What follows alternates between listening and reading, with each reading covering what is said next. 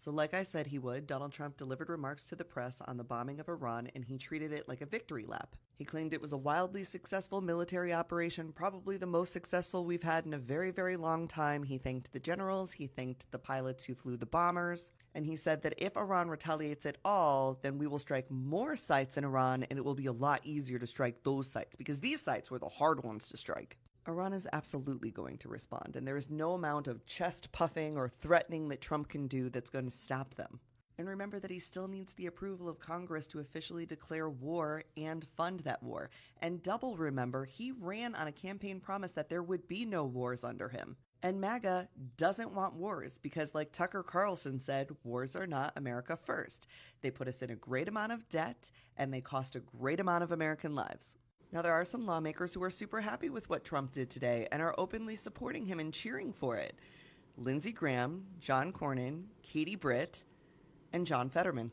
John Thune, the majority leader in the Senate, and Mike Johnson, the majority leader in Congress, have not made comments yet, but said that they were both briefed on the situation before he did it.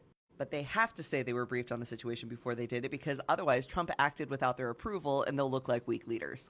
I don't know if Trump actually did brief Congress or the Senate on this because they were not in favor of it wholly. The American people do not want war. So looking at the risk assessment of how Iran's retaliation will unfold, it is likely that they will start by escalating their retaliation against Israel, sending in more ballistic missiles, trying to break down the Iron Dome.